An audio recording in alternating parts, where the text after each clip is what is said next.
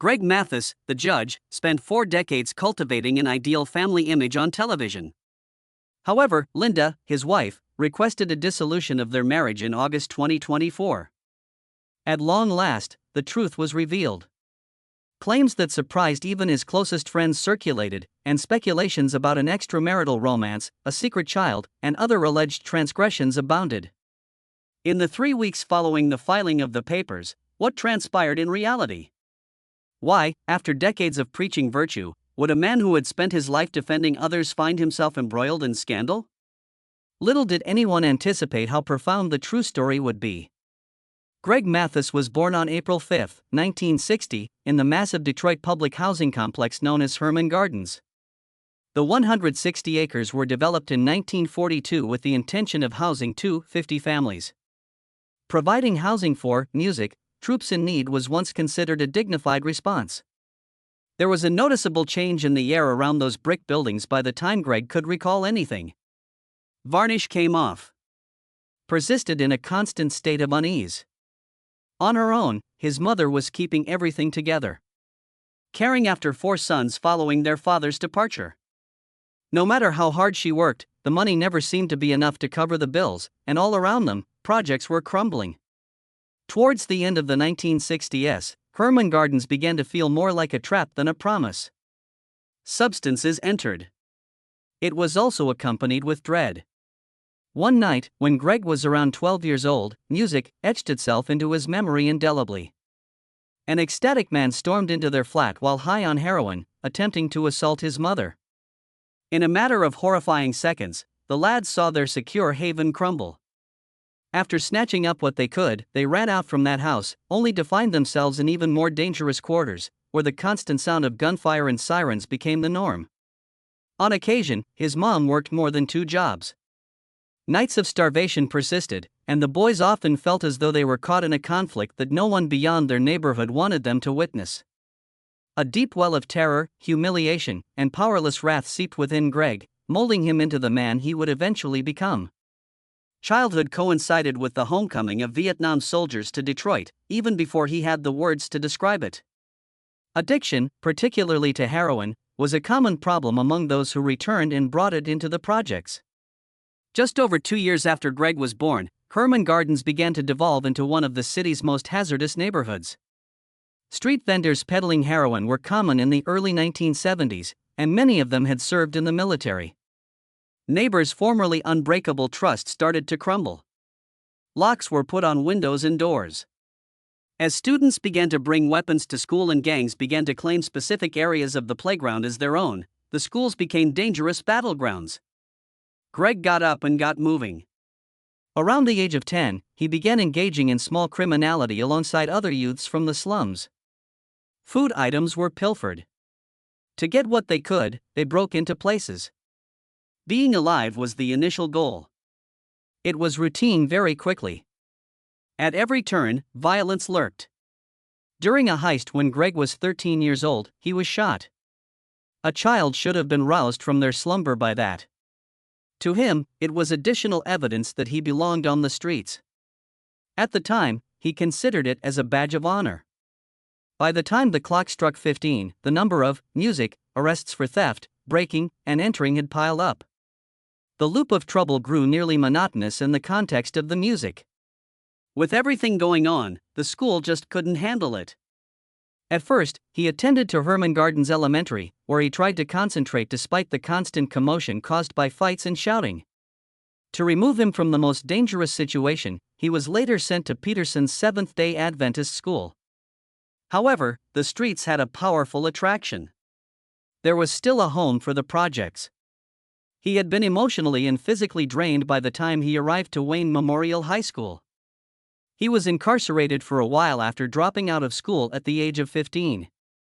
Significant change occurred in 1977, during his probationary period. Through Operation Push, a program designed for at-risk youth, he was able to acquire his general equivalency diploma. That opportunity did not materialize without warning. His mom informed the judge she had colon cancer in a courtroom setting. "I will not have long," she informed them. The judge gave Greg a direct look before telling him he could do one of 2 things.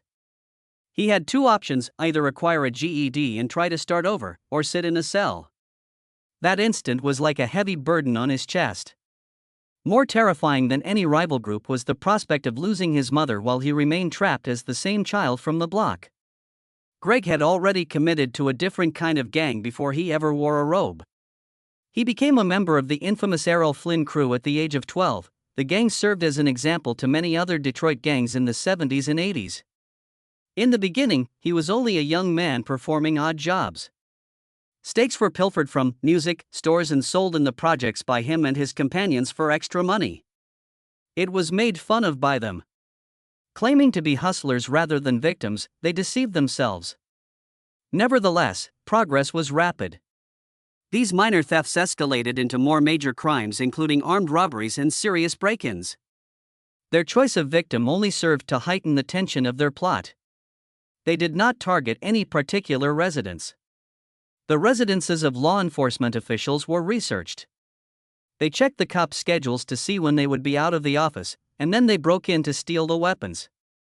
Greg spoke clean about knowing the officers would have backup guns in their house at a later point. Acquiring those firearms was for more than simply making a monetary return. Image was the key. Carrying a firearm that had formerly belonged to a law enforcement official conferred a perverted form of prestige in that realm. The fact that you dared to defy those ostensibly tasked with controlling you speaks volumes about your courage. When Greg was 15 years old, he started selling poison instead of stolen things. In the midst of the heroin wave of the 1970s, he became involved in the everyday trade in the projects. During interviews, he has stated categorically that this was not a side gig.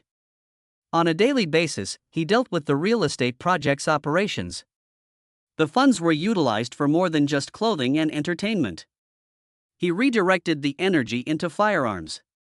In order to protect their territory and honor, he and his crew bolstered their weaponry. Bloodshed frequently ensued. As rival gangs fought over resources in territories that no one outside the area could ever see on a map, gunshots became the norm practically daily. Greg claims that he began carrying a gun every day and shooting frequently at about 12 o'clock. Those were not air raid sirens.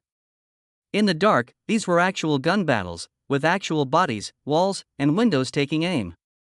By the time he was 17, the consequences of his decisions were spelled out in court documents.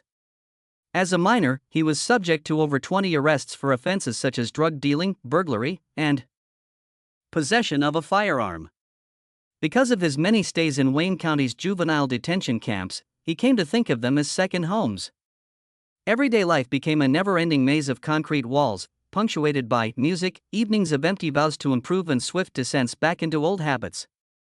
Those years produced a trail of paperwork that would resurface when he sought admission to law school.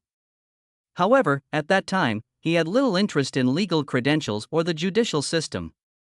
He merely aimed to maintain his existence and maintain his lead. When I was 17, it all came crashing down. In Detroit, he was apprehended while carrying a concealed pistol. He was no longer treated like a child by the system. He was prosecuted as an adult due to his extensive criminal record. Instead of a juvenile detention institution, he received a 9-month term in the adult Wayne County Jail. Within, the atmosphere of the music was distinct. There was more at risk. While he was serving time for youthful offenses, his mother flat out refused to visit him for years. Here she is. She entered the visiting room, seen her kids seated behind the glass, and the truth spilled out. She informed him that he had made her feel ashamed in front of their neighbors, teachers, and churchgoers. Whenever his name came up, she informed him, it brought shame because others muttered about him. He was then informed of something much worse. Her colon was cancerous. Time was running out for her. In retrospect, Greg said that was the turning point. Word got to him more than any bullet ever could when he heard his mother might die while he was still that same imprisoned youngster. His strong persona he had cultivated on the streets was shattered by the combination of his dread of losing her and her disappointment and grief. A decision that might alter the course of his life entirely was presented to him by the judge following that visit. In order to avoid serving the full 9 months and potentially facing further adult time down the road, he was required to obtain his GED and sign a probationary agreement. Schools mean freedom. Greg consented. He did not serve the whole term but was instead released after approximately 3 months as a result of that decision. He immediately enrolled in a program like Operation Push upon his release from probation so that he could complete his GED. He continued on his way. He attended Eastern Michigan University when he was 18 years old, some 6 months later. Now he was a college student learning about public administration and activism. He had been a gun thief and heroin dealer before. From a life as a gang soldier to one with a new purpose in a courtroom, he started to change directions. People now consider that metamorphosis when they refer to him as a figure of salvation. Even in the early 80s, he persisted in climbing. Greg was silently grinding away, even though many people still remembered him solely for his troublemaking past. He enrolled in the nighttime University of Detroit Mercy School of Law from 1983 to 1987. He worked throughout the day. He studied in the evenings.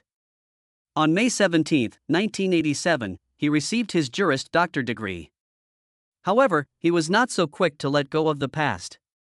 Between 1987 and 1988, he was turned down for a Michigan bar license no less than 3 times. In theory, the figures appeared devastating. At that time, almost 72% of bars passed. Around 5% of the population had a history of criminal convictions. 12 arrests involving gang violence and drug-related offenses were on Greg's record. Regarding the ethical norms outlined in Rule 7, he seemed like a horrible choice due to his past. On March 5, 1987, and again on June 12, 1987, he got rejection letters. They all reinforced his belief that his history had greater influence than his will to change. He had put in so much effort and studied so hard, but the system still remembered him as a child, not the man he aspired to be. He had the option to leave. Rather, he channeled that anguish into motivation. He went straight to the Supreme Court of Michigan on September 15, 1988. He brought something with him. He presented a petition that he had drafted independently. He carried it with him the 5,000 autographs of his supporters. He also included testimonials from 200 youths he had guided, as well as endorsements from notable persons like Clyde Cleveland, in his musical presentation. To him, it was important that the justices get the whole story. Everyone, not only the armed youth and the man who returned to his hometown in an effort to mend the fences he had ripped apart. When 1989 rolled around, Mathis was prepared to enter politics. He had a unique story and ran for Detroit City Council at the young age of 29. His transformation from a gang member and prisoner to a musical activist promising change to the city was truly remarkable. Justice, opportunity, and police reform were his campaign slogans. Although his background was investigated by the media, his heart was heard by the public. Although he was unsuccessful in winning that race, his influence was felt. For young activists who had doubted their influence before the campaign, it was a gateway to a city that would finally address police violence. It was that setback that ultimately led to his rise to national prominence and a permanent position on the NAACP board. A small skirmish escalated into a national movement. He did something else daring in 1990. In an innovative effort to free countless young men from the cycle of incarceration and rearrest, he established the Youth Empowerment Program. He gave a second opportunity to over 200 ex-members of Errol Flynn's gang by personally bailing them out. He changed their lives by teaching them, mentoring them, and disciplining them. The evidence was overwhelming. Taking part had a 40% higher probability of graduating and a 50% lower probability of experiencing unemployment. It quickly rose to prominence as a national leader among youth rehabilitation programs. When Mathis was at his lowest, he proved that with someone's belief in him, he could overcome any obstacle. In 1995, 5 years later, that conviction was validated once more. After 3 failed attempts, Mathis finally passed the bar exam at the age of 35. He persisted despite facing almost insurmountable odds due to his criminal past. He was appointed to the position of interim judge of Michigan's 36th District Court by Mayor Dennis Archer in the same year. Behind the bench sat the young man who had formerly occupied a prison cell. Redeeming himself in the eyes of those far beyond Detroit, he became the state's youngest judge. Being compassionate while being firm and fair was a reflection of his journey in court. Second chances may reconstruct a city, since every verdict served as a reminder to the citizens. In the same year, Mathis won the election with an overwhelming 78% of the vote. The phrase was short and to the point. Opportunity for a second opportunity. Anyone who had ever felt underappreciated might relate. Communities that lacked faith in the system found him credible due to his experience as an ex-con. The national media covered his meteoric climb from 17 years old as a convict to 35 years old as a judge. He prevailed in an appeal to the Supreme Court of Michigan following an earlier denial of his legal license. His triumph paved the way for others to follow in his footsteps. As a result of his achievements, the young men of Detroit learned that their own tales may have other endings. Judge Mathis was already implementing his plans by 1997. He established the first veteran court program in Detroit, which aimed to divert nonviolent offenders from incarceration. He provided direction rather than punishment. By rearranging their sentences to include education and work, he spared the lives of more than 1,200 people. He made weekly visits to prisons to speak with inmates about respect and redemption, and he personally recruited mentors. Everyone was surprised by how well his strategy worked, even if it startled the establishment. Counseling, job placement, and general direction were provided to participants. Not many ever apologized. Empathy had healed what punishment had failed to. From 1997 to 1999, a whole new cause made his courtroom famous. He instituted a policy of substituting community service for jail time and dismissed over 40% of low-level drug charges. He thought there was no need for more broken lives on the streets. A change was necessary for them. The recidivism rate in his district decreased by 65% in just 2 years. Volunteering at community centers, mentoring kids, or cleaning up neighborhoods were among the tasks he gave to juvenile criminals. Punishment became pride with every project. It became clear that his version of justice wasn't lenient. I thought it worked. Communities in Detroit started to rebuild themselves as the city's prisons emptied. Repeatedly, Mathis would show up. He made weekly visits to prisons in the Detroit area, where he held heart-to-hearts with prisoners who had given up hope. Inmates were educated, empowered, and treated with respect through his peer program, which he established and then expanded across the country. He demonstrated his empathy by telling his story, which had put him in their shoes before. Many of the hundreds of offenders who participated in his mentoring program went on to become mentors themselves. Modifications were amplified one individual at a time. As he became known as an ally rather than an outsider, his ties to the black community deepened. His considerable support was validated in 1998 when he was re-elected. An all-time high for his court, he received 85% of the vote. The public and police officers alike held him in high esteem for his impartiality, particularly in matters involving the possession of firearms. With an emphasis on rehabilitation rather than harsh punishment, he oversaw 500 firearms cases annually. The fact that he was not afraid to tell his story brought back memories of his time spent on the opposite side of the law. He was adored by the people of Detroit for his integrity and reliability. After that, his life took a dramatic turn. Warner Brothers' Judge Mathis made its broadcast debut from Chicago's NBC Tower on September 13, 1999. The uniqueness of the program was enhanced by his combination of rough love, humor, and genuine music. The American people saw a judge who could relate to their struggles, who could see the bigger picture, and who could use the courtroom as a teaching tool. The show quickly gained national attention and began running 5 days a week in every state including Canada. More than 3,900 episodes had been created by the year 2023. There was a man who had practiced what he preached behind every joke and speech. Being one of the longest-running courtroom series in history, he handled over 13,000 small claims cases on the show over 24 seasons. The actual allure, though, was Judge Mathis himself. Litigants earned travel reimbursement and fees ranging from $150 to $300 every appearance. The courtroom became a place of education and entertainment thanks to his wit, street smarts, and compassion. After Judge Judy, he became the second longest-serving black male host of court shows by 2018. What he had accomplished was something that very few could match. Combined reality, justice, and empathy on a national televised platform. Starting in the year 2000, his music continued to receive accolades. Judge Mathis was the first black jurist to ever win a Daytime Emmy for Outstanding Legal Courtroom Program in April of 2018. She had previously won many NAACP Image Awards. Gratitudeful for his diverse team and advocating for more inclusion in television, he accepted the award during his 20th season. His accolades were about more than just stardom. Having an effect and showing millions of people that second chances weren't a pipe dream were their primary goals. Filmed in front of live audiences, his show gained fame for its intense emotions and unfiltered intensity. Deadbeat fathers were penalized, slack defendants were reprimanded, and moral lessons were derived from minor accusations. Moments he created with his biting humor and raw emotions frequently went viral online. Not only did people observe him, they sensed his presence. The recurring theme of each episode was that music was his compass. Redemption is possible regardless of one's starting point.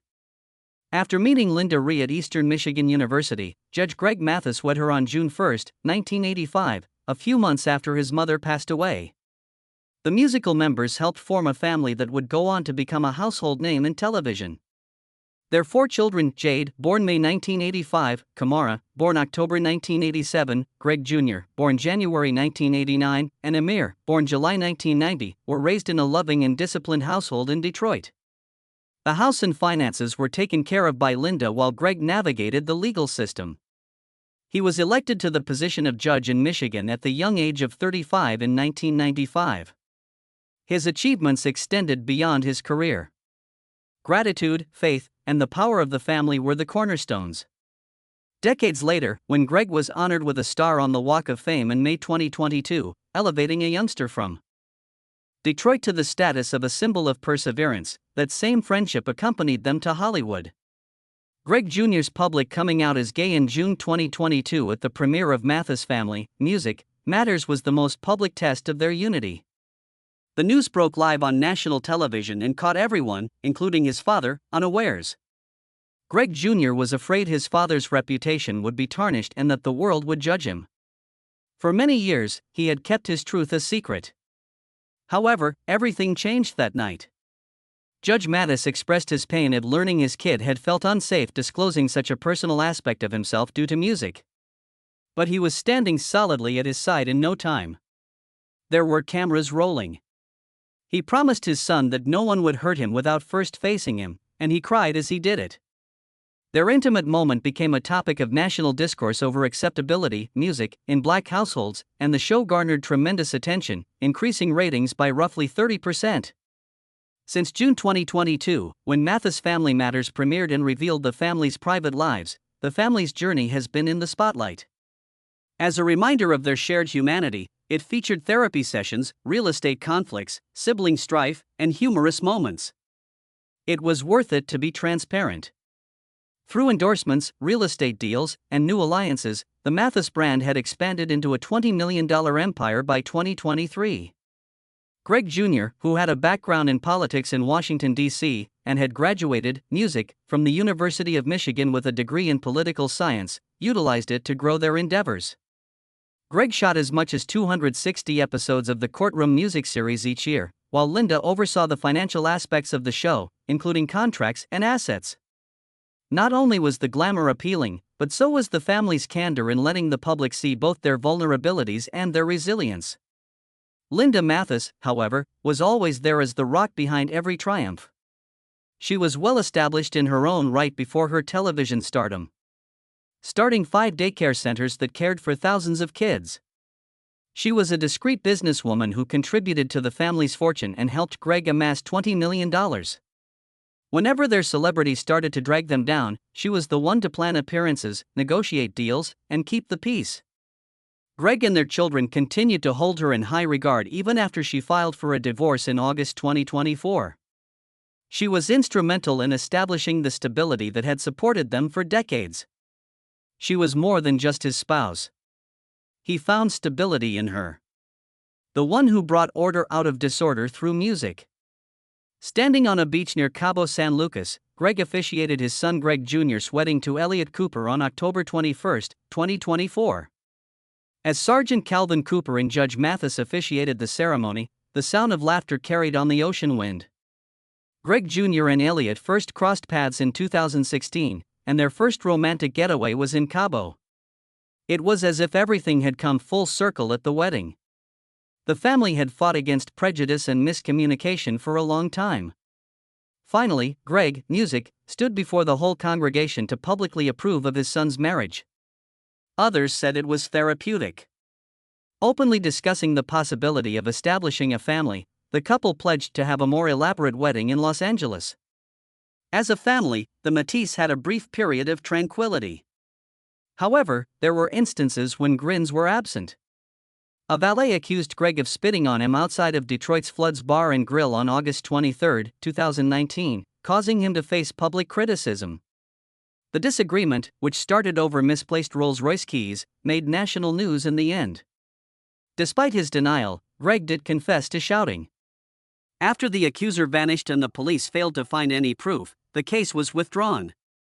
Years down the road in July 2023, a municipal worker by the name of Ricardo Aosta asserted that Greg, music, had threatened him with a rifle during an incident when his truck had obstructed the judge's driveway. According to Aosta's report, Mathis raided his home, came back with a gun, and said, "I'll bust a cap." Despite the lack of proof and charges, the incident remained in the news. Claiming that this was just another effort to smear Greg's reputation, his lawyer denied the allegations. Next year, 2024, was all about rumors and feuds. 50 Cent and Greg had a public feud over a film script for the First Lady of BMF, the Tansa Welch story. The film's executive producer, Greg, took to Instagram to confront 50 Cent, telling him to stop attacking the project and start supporting it. "By you, my guy," Greg referred to Chris. "Let Tansa eat." The internet went into response overload as fans witnessed two Detroit luminaries clashing over pride in art. Concurrently, the side baby controversy began to gain traction in tabloids, which claimed that Greg had fathered a child outside of his marriage.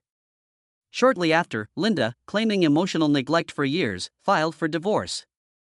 Though he acknowledged losing sight of his marriage, Greg maintained his denial of the existence of the child, music. No proof ever emerged to validate the rumor, yet the press continued to report on it nevertheless. Amidst all the mayhem, one rumor pierced deeper than the others. According to the assertion, a 911 gun incident was the reason his show stopped. Accusations of police involvement and broken contracts swept the social media landscape. However, it was all untrue. Warner Brothers' decision to leave the daytime court show industry was the sole reason why the Judge Mathis show stopped after 24 seasons. Not a scandal, but the end of an era was marked by the May 25, 2023, airing of the final episode. A few short weeks later, in February 2023, Allen Media Group, owned by Byron Allen, made an offer. Mathis Court, Music, with Judge Mathis, Greg's return to television, premiered on September 11, 2023. And he signed nearly immediately. The show became a family affair as his son Amir joined him as bailiff, this time, music. It was a fresh beginning, based on making amends and continuing the heritage. His audience never disappeared, the show averaged 2 million viewers every week by 2025. Fans persisted even when old accusations reappeared again. His fiery personality, strong sense of justice, and ability to blend courtroom authority with Detroit street wisdom were qualities that were sought after. Greg had written his memoir, Inner City Miracle, published in 2002, long before he became famous. His memoirs detailed his formative years spent in the Herman Gardens projects of Detroit, his association with the gang led by Errol Flynn, and the defining moment when a judge granted him a final opportunity to rehabilitate. He went to law school after working at McDonald's to get his GED. He was able to give students in Detroit a second opportunity at music because to the book's 500,000 copy sales, which supported youth programs. Everything he later created was based on that book. The Mathis Verdict podcast, in which he and his son Amir discussed high-profile legal issues, gave them a new groove by 2025. A particularly contentious chapter dealt with the federal trial of Sean Diddy Combs. Not a word was held by Greg. While analyzing the RICO accusations, he referred to Diddy as a monster and provided a detailed analysis of how several offenses may be connected to form a strong case. The show's popularity among music fans seeking more than just gossip was due to their forthright and unvarnished style. They were hoping to get a judge's perspective on the truth. Then, the world learned that Greg Mathis was, in fact, still a human being. Linda ended her nearly 40-year marriage in August 2024 by filing for a divorce. Quickly, word got around. It broke Greg's heart. They were separated for weeks, and the agony drove them to seek therapy together. They reconciled after only 3 weeks of separation by the time they appeared together on the Tamron Hall show in October 2025. The agony was like losing a parent, according to Greg. Therapy helped Linda regain a sense of self-care, she claimed. Holding hands, they sat side by side, acknowledging their errors. Guys, Greg admonished them, don't neglect your wife. Their openness transformed their public tragedy into a tale of redemption. Regardless, Greg was forthright about the facts. He came clean about his affair and said it was an unanticipated accident. The larger trauma, Linda said on social media, was years of estrangement rather than betrayal, but she did confirm it. They made a bigger splash with their reconciliation than with the incident. They recommitted themselves to God, enrolled in mentoring programs through their church, and eventually established a mentoring ministry to guide the sons of single mothers. They regrouped in December 2025, this time wiser and scarred but still bound together. With the assurance that there would be no more scandals, Greg started sharing his story to show that there is hope for redemption.